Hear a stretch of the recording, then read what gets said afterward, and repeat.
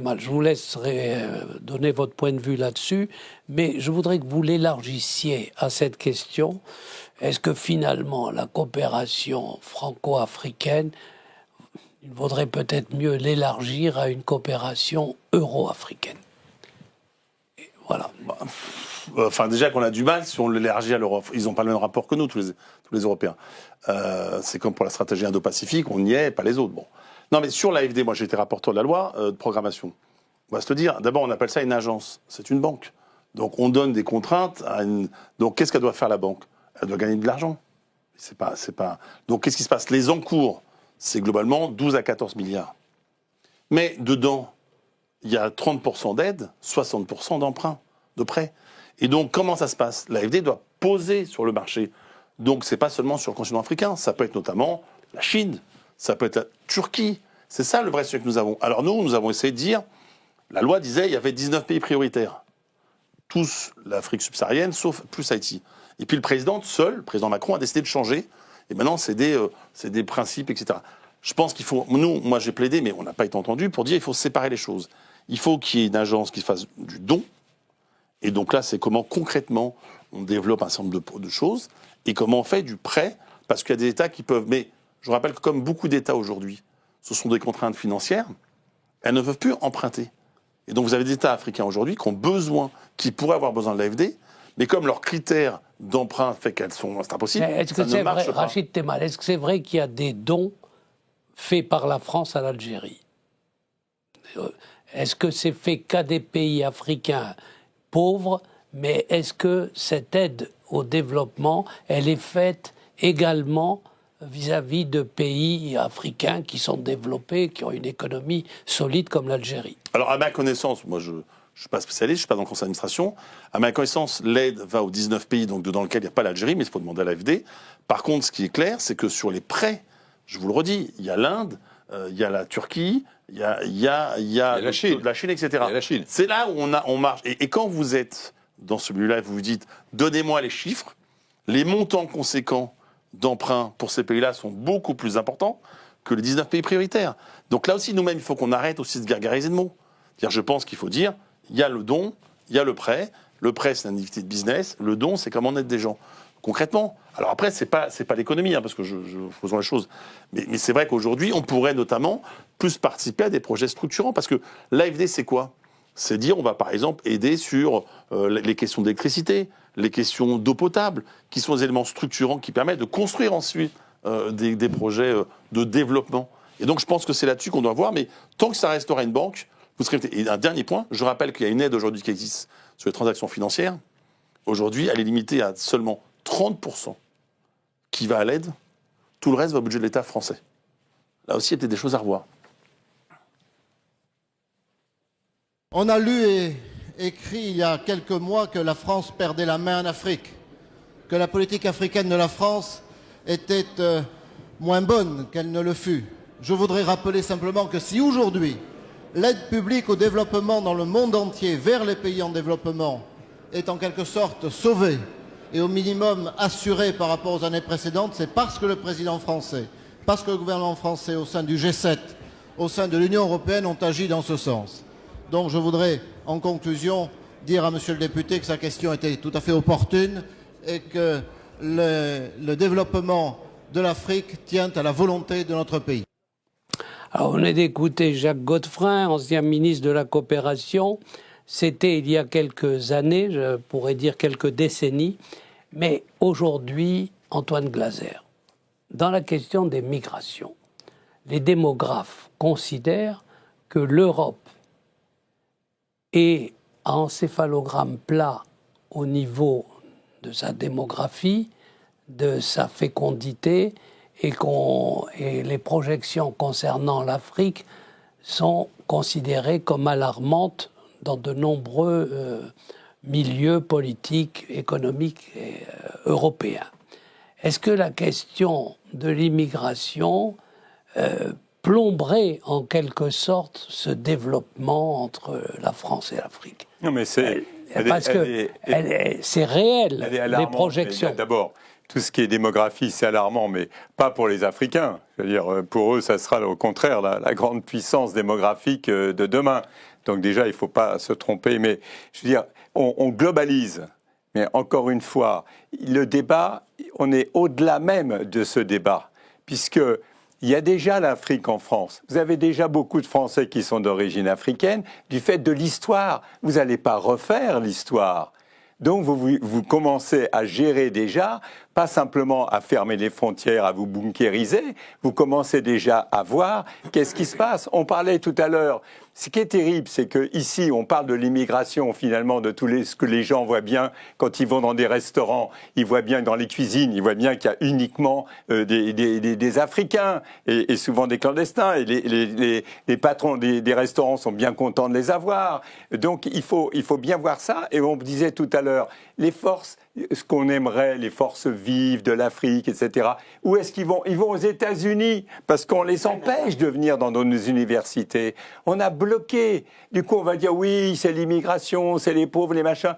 Mais en fait, on a un rapport avec l'Afrique qui est totalement schizophrénique. Ça veut dire on a été dans ces pays pendant un certain nombre de périodes en faisant, voilà, en considérant que on s'intéressait. Il fallait pas simplement être francophone, il fallait être francophile. Ça veut dire aimer la France, aimer son histoire, connaître l'histoire de France, tout connaître sur la France, mais on ne s'intéressait pas aux Africains tels qu'ils sont. Par contre, aux États-Unis, vous avez les sciences africaines dans tous les sens. J'ai connu, c'était au Gabon, un docteur qui s'intéressait à l'iboga sur les arbres. Il me dit, mais moi j'ai demandé à ce que les pharmaciens français, etc., ils viennent chez moi, il n'y a que les Américains qui viennent. Donc on voit bien qu'on est dans une période, moi je refuse de parler de l'immigration en général de cette façon. Ouais. Ça n'a pas de sens. Ce qu'on va perdre, c'est toute notre diplomatie d'influence dans le monde. Pourquoi? Parce que nos propres partenaires européens, moi je le vois bien, ils ont leur propre politique et ça se voit au niveau de l'européen. Ils ont leur propre stratégie. Vous avez vu comment Thierry Breton s'est fait virer au niveau européen. Je veux dire, il faut tout ça est lié. Ça veut dire si vous avez une attitude, si vous bunkérisez, si vous n'avez pas une attitude ouverte sur le continent de demain, qu'on le veuille ou non, on peut pas déplacer la géographie. L'Afrique est là. Il faut faire avec cette Afrique-là. Calix Beyala, vous vivez en France et au Cameroun. Donc, vous connaissez les deux pays. Est-ce que vous pensez qu'il y aura une immigration africaine accrue du fait de la démographie africaine qui est infiniment plus vive que la démographie européenne? À votre avis? Émile, est-ce que je peux vous dire quelque chose? Oui. J'ai l'impression que vous ne nous écoutez pas. Vraiment, c'est un vrai malaise que j'ai. C'est-à-dire que j'ai l'impression qu'en France, on pense à notre place, on nous dit ce que nous voulons, ce que nous devons être, sans nous demander notre avis. Et ce sentiment est puissant. Si moi, je le ressens, j'imagine, moi qui suis en France depuis des décennies, j'imagine que l'Africain le ressentirait, qui n'est pas venu 10 millions de fois plus. Est-ce qu'à un moment, on a posé la question aux Africains de savoir si de cette économie ils veulent? Est-ce qu'ils veulent de cette aide-là? Est-ce qu'ils veulent de ce type de développement-là? Personne ne nous interroge jamais sur nos désirs. C'est comme si on n'existait pas. Et je pense que le grand mal ne vient ni de l'économie. Ça vient de ce qu'on peut appeler le fait de ne pas voir l'autre, de l'ignorer, peut-être même de le mépriser. Je pense que le mal vient de là. Et tant que l'élite française ne changerait pas sa vision de moi, rien ne changera. Vous pouvez me dire qu'on a mis tel à tel endroit, mais ce n'est pas tel en tel endroit qui change la donne. C'est la pensée de tel à tel endroit. Oui. Cher ami. Donc, je vais vous dire, les Africains n'ont pas à gérer la crise démographique de l'Occident. L'Occident a choisi... Oui, mais là, on parle de la démographie en Afrique. Mais justement, les Africains aiment faire leurs enfants. Voilà. Ils estiment que c'est une richesse. Chaque femme aime faire 4, 5, 6 enfants. Et l'Afrique est tellement, excusez-moi, grande, qu'il y a à peine 0,2% des Africains qui partent. L'immigration africaine est d'abord inter-africaine. Et notre continent, et là je dis notre continent, est si vaste qu'elle pourrait contenir les 2 milliards ou 3 milliards d'êtres humains sans problème. Et la seule chose à faire, c'est le développement. Permettez-nous de ne plus avoir nos dictateurs, tous ces gens qui nous suivent, ce n'est même pas forcément la France, qui nous écrasent, qui sont sur place, qui sont d'autres Africains. Et ça, là, on a l'impression que dès qu'il y a un petit dictateur qui naît quelque part, enfin, vous savez la France bien, bondit pour aller saluer. Vous savez bien qu'on faisait le reproche à la France de se mêler de la politique intérieure des États africains, et maintenant, elle s'en occupe plus. C'est faux. Elle s'en occupe toujours, mais de manière désastreuse. Bon. Je suis désolé quand on donne la parole à des tyrans ici pour les exposer pendant qu'ils tirent sur leur peuple. Voilà les vrais problèmes. C'est humain. C'est pas des. Vous savez, l'économie c'est fait par les hommes. Donc ça là, on va toujours régler. Et la France n'ira nulle part. On vous a écouté, Monsieur Giros. Vous vouliez intervenir là-dessus. On est complètement dans la schizophrénie dans notre relation avec l'Afrique. Voilà. On nous demande de conserver et de protéger l'autonomie et la souveraineté des pays africains, de ne pas intervenir. Vous venez de le faire. Mais d'un autre côté, il y a une demi-heure, vous avez dit, vous avez soutenu des dictateurs et il aurait fallu nous aider à les chasser. Donc, c'est difficile aussi pour nous de soit on intervient, soit on n'intervient pas, et dans quel sens. Donc je pense que le mieux, c'est de ne pas intervenir au plan politique et de laisser les Africains maîtres de leur destin. Deuxièmement, dans le récit entre la France et l'Afrique, on a quand même en ce moment quelques handicaps à surmonter chez nous, Français. Le premier, c'est évidemment ce sujet qu'on a déjà évoqué.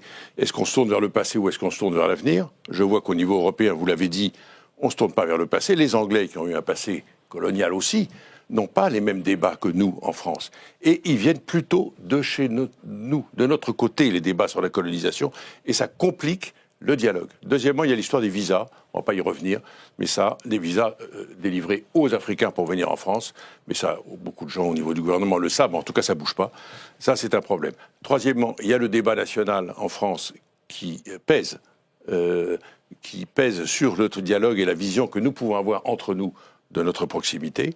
Voilà, donc ça, tout ça, c'est des difficultés. Monsieur Giros, comme vous avez la parole, je voudrais vous poser ce complément de questions. Est-ce que, par rapport à ce que vous venez de dire, faudrait-il réorienter la relation France-Afrique de la sphère publique, c'est-à-dire diplomatie, militaire, politique, vers la sphère privée, c'est-à-dire l'économie et les entreprises? Vous avez tout dit, je pourrais même répondre oui, et c'est tout, m'arrêter là, mais je vais quand même un tout petit peu expliquer pourquoi. Aujourd'hui, la relation entre la France et l'Afrique, elle est difficile pour les raisons que j'ai dites, et donc il faut l'orienter vers la sphère privée, où les entreprises qui portent cette sphère privée sont bien vues. Moi qui fréquente, connais l'Afrique et y travaille et y vis depuis 40 ans, je le vois bien. La politique, le sentiment anti-français qui a été évoqué tout à l'heure, pour moi, il n'existe pas. Il n'y a pas de sentiment anti-français. Il y a un sentiment anti-politique française, qui n'est pas du tout la même chose. Ce qui veut dire qu'il y a une envie de France chez les Africains, et comme chez nous, il devrait y avoir une envie d'Afrique plus forte. Et pour le manifester, il faut passer par les entreprises. Les entreprises françaises en Afrique, elles travaillent bien. Elles sont respectueuses, elles sont citoyennes, et elles font de la RSE correctement. Beaucoup plus que d'autres nouveaux acteurs. Il y a toujours des mauvais canards. Mais en gros, ça va. Et donc, on est un bon vecteur pour se rapprocher. Merci. Monsieur le ministre, qu'est-ce que vous pensez de cette question, de cette problématique d'orienter vers la sphère privée? Et pardonnez-moi, on a très peu de temps. Peut-être juste un petit mot sur l'immigration. Je pense qu'il faut que le narratif change parce que les gens émigrent pour des raisons qui, malheureusement, sont communes à nous tous, et à la France, à l'Europe et aux Africains. Je suis à Dakar, je me promène sur les plages, je vois des bateaux, des pirogues qui sont là vides, parce que les jeunes n'ont plus de poissons. Ils n'ont pas de poissons parce qu'il y a des accords de pêche entre l'Europe et le Sénégal qui autorisent les chalutiers européens à venir pêcher à une maille telle que le poisson finit par disparaître. Donc il y a cet aspect. N'oublions pas également l'histoire du Sahel, avec tout ce qui s'est passé avec la Libye, où la chute... Il nous reste peu de temps, monsieur Yansané. Sur la réorientation vers la sphère privée, vous êtes favorable à cette idée-là? Écoutez, je constate ici la liste que j'ai. J'ai toutes les grandes entreprises françaises qui sont en Afrique, depuis Air France jusqu'à Alstom, jusqu'à la RATP, jusqu'à Danone. Donc, je pense que la France peut compter sur ses avantages comparatifs, à savoir la connaissance du terrain, la connaissance des hommes, ma condition d'avoir un comportement, une analyse qui soit plus lucide que ce qui se passait auparavant, on pensait on avait le monopole, qu'on pouvait se permettre tout. Donc je pense que les relations du secteur privé français et africain, à mon avis, est un modèle plus performant que les relations qu'on a avec la Chine ou la Russie. Merci beaucoup, Rachid Temal, sur ce point. Je pense qu'il faut les deux, il faut marcher sur les deux jambes. Il faut un secteur privé très important, mais aussi il faut un secteur public. On l'a dit, pour des questions de stratégie, de diplomatie, de défense, de recherche, d'université. On voit bien que c'est l'un avec l'autre. Peut-être que le problème qu'on a eu, c'est qu'aujourd'hui, il y a un problème d'organisation, de coordination. Et moi, je pense qu'il faut les deux jambes. Alors, Antoine Glaser, on arrive un peu au juge de paix. À la fin de cette émission. Non, mais on arrive à la fin de cette émission. Juste un pronostic. Est-ce qu'on pourra retrouver un âge d'or franco-africain? Le jour où on apprendra de l'Afrique. Le jour où on apprendra de l'Afrique. On a été assimilationniste, il faut un peu apprendre de l'Afrique. Donc, d'après vous, c'est Napoléon fait la politique. Et vous, Calix Beyala, un âge d'or à nouveau après... Je suis sur la même position qu'Antoine, mais par contre, j'aimerais quand même vous dire, monsieur, que quand on vous demande ce que j'ai demandé, c'est parce que c'est vous qui avez mis ces hommes qui sont encore là en place. Il a demandé qu'on ne s'occupe plus de rien en Afrique, la politique. Il faut enlever ces hommes que la France a mis en place. Ils sont là. Et depuis que je suis né, je les connais. Ils tiennent les rênes du pouvoir et ils nous étouffent. Mais en quoi c'est notre responsabilité d'enlever ces hommes? Parce que c'est la France qui a positionné ces hommes. Il y a fort longtemps, vous l'avez peut-être oublié, mais c'est la réalité et c'est pas Antoine Glaser qui va me... Oui, mais enfin, il y a des élections, les élections... Non, mais c'est truqué, cher ami. Les élections sont truquées, il y a des armées qui tirent sur les peuples, donc on ne peut pas s'en sortir sans que, pour ces cas-là, en particulier, on ait de l'aide. Et c'est la France qui a mis ces hommes en place et personne ne me démentirait. Bien, c'est votre avis, monsieur Yansané? La France... Écoutez, quand je regarde le paysage africain, je constate qu'il y a trois grands groupes. Il y a d'un côté les pays du Sahel qui ont pris la tournure que l'on connaît. Au milieu, il y a le Sénégal qui, pour moi, est une sorte de modèle de transition de ce que pourraient être les relations entre la France et l'Afrique. Et de l'autre côté, il y a tout le marais des autres pays qui sont encore dans la France-Afrique. Donc je pense que la France devrait pouvoir, parce qu'elle a encore des leviers, aider ces pays à évoluer pacifiquement pour ne pas aller dans l'autre extrême, dans le cas du Sahel. Voilà. Merci. Si vous voulez, on va s'en tenir là. Il me reste à vous présenter une brève bibliographie. Alors Antoine Glaser, vous avez publié il y a quelque temps déjà, arrogant comme un Français en Afrique. Vous restez sur ce diagnostic? Oui, tant qu'on n'aura pas appris de l'Afrique, absolument. Mais on apprend. Je voudrais signaler les cahiers du CIAN, donc de la coopération. Vous vous intéressez globalement à toute l'Afrique? Les 54 pays. Est-ce qu'il y a quelque chose que vous voulez signaler comme publication, Rachid Temal, sur l'Afrique? En tout cas, juste au moins qu'on lance le concours, je l'ai dit, de la colonisation et de la guerre d'Algérie. Je crois que c'est important dans beaucoup d'écoles françaises et de recteurs, et c'est aussi ça, ce regard croisé d'une histoire belle, une belle histoire française. Calix Beyala, vous préparez un roman? Oui. Et moi, j'aimerais bien... Est-ce que vous pouvez nous en dire un mot avant de... Écoutez, j'ai découvert la Nouvelle-Afrique depuis que je me suis installé il y a 4 ans. Et tous les rapports entre les hommes et les femmes, contrairement à ce qui est dit ici, qui ne sont pas ce qui est dit ici, c'est-à-dire les femmes aujourd'hui en Afrique prennent leur autonomie, ne veulent pas forcément se marier, sont très indépendantes. Et cette nouvelle vision de la femme africaine, nous ne l'avons pas encore et je travaille dessus. Eh bien, écoutez, merci de travailler sur ce sujet qui nous touchera quand vous publierez votre nouveau roman. Écoutez, il me reste à vous remercier, madame, messieurs, d'avoir combien éclairé cette conversation sur les relations France-Afrique. On a vu qu'il y avait à la fois des points de convergence, des dissensions, mais c'est un sujet important.